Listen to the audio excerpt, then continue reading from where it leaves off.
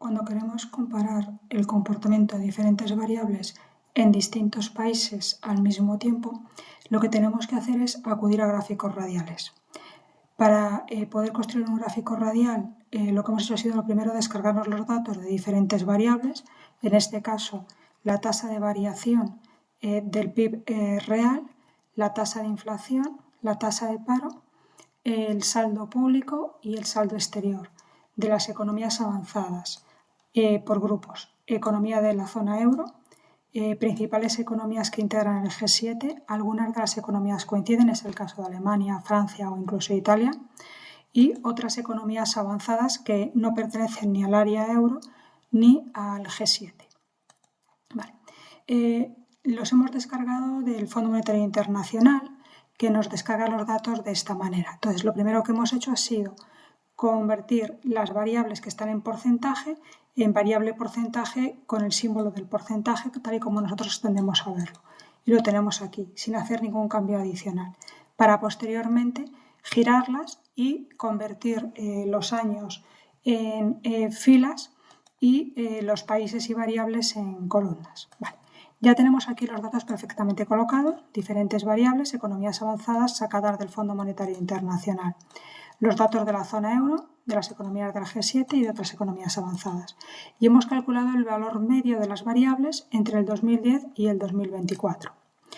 Al mismo tiempo, y para poder hacer el gráfico que queremos, lo que hemos hecho ha sido una tabla donde recogemos estos valores medios de forma agrupada.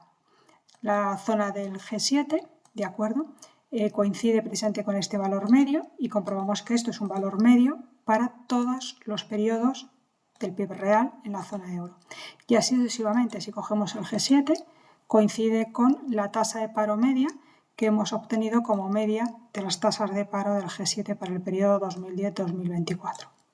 Bien, una vez que tenemos los datos colocados, lo único que tenemos que hacer es el gráfico radial. Y para ello seleccionamos, si nos damos cuenta, todos los datos, los nombres de las variables que necesitamos para saber qué estamos representando en cada momento, los países o áreas, que en este caso también necesitamos, y los datos. Y vamos a darle a insertar. Y le decimos insertar gráfico. Le damos a la esquina, si os habéis fijado, a la esquina superior, a la esquina inferior, y lo que hacemos es, dentro de todos los gráficos, decirle cuál queremos en concreto. Y le vamos a decir que queremos un gráfico radial. Por defecto nos va a dar dos a elegir, uno donde las variables están en las esquinas de la telaraña y otro donde lo que está en las esquinas son los nombres de las áreas, de los países, y las variables están representadas cada una con una línea. Como tenemos más variables que áreas, lo que vamos a hacer es elegir el primer modelo y le damos a aceptar. Bien. Quitamos el título del gráfico, que ya lo pondríamos fuera, ¿de acuerdo? Agrupamos para hacer más pequeño toda la parte de los países y zonas que estamos representando y le damos un tamaño un poco más grande a la letra para que se vea bien cuando lo llevemos a Word. Bien, al mismo tiempo lo que vamos a hacer es un poco más grande también las variables que estamos representando y también vamos a darle en este caso un tamaño 10 al valor que toman las variables. Le vamos a decirle que esto, en vez de tener dos decimales, tenga solo uno, ¿de acuerdo? Y entonces ahí lo que vamos a hacer es en opciones de eje, en los tres barritas, en número, decirle que esto sigue siendo un porcentaje, pero en vez de tener dos decimales, que tenga 1 o tenga 0. Vale, pues ahí lo tenemos. Además, lo que vamos a hacer es, por otro lado, hacer un poquito más grande lo que es el gráfico radial para que lo podamos ver bien. Y lo que vamos a decirle es que las líneas nos las coloque en distintos colores, como puede ser una línea en color azul clara, una línea en color azul plenamente oscuro y una línea en un color un poquito intermedia, como puede ser, por ejemplo, esta no, como puede ser, por ejemplo, pues esta de aquí. ¿Vale? Tenemos la zona euro, sería el azul turquesa, otras economías avanzadas sería el azul más clara y el G7 el azul oscura. Bien, llegados a este punto, lo que hacemos es quitarle la línea y dejarla sin relleno. De tal manera que aquí tenemos nuestro gráfico que ya podemos interpretar.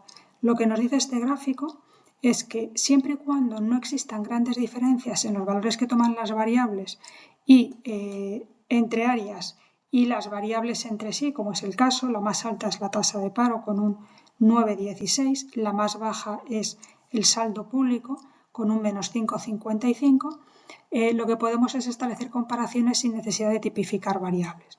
Lo que observamos es que en el caso del saldo exterior, el que tiene un mayor superávit, porque es valor positivo, son las otras economías avanzadas, mientras que, como observamos aquí, y dado que el cero está en la posición intermedia, en esta de aquí, la que toma un valor negativo en el saldo exterior son las economías del G7. En el saldo público, como observamos, todas toman valor negativo o dos áreas toman valor negativo y tenemos una que son otras economías avanzadas que están en el límite. ¿De acuerdo? Están ahí prácticamente en el valor cero. La tasa de paro es más elevada en la zona euro, mientras que prácticamente no existen diferencias, al menos visibles en este gráfico, entre las economías del G7 y las otras economías avanzadas. Tampoco existen diferencias en las tasas de inflación. Si nos vamos a los datos, observamos que las tasas de inflación son prácticamente iguales en todas las áreas consideradas. Las tasas de paro sí que existen diferencias entre la zona euro y las otras dos, que se aproximan algo más, y las mayores diferencias se observan precisamente en el saldo público y en el saldo exterior.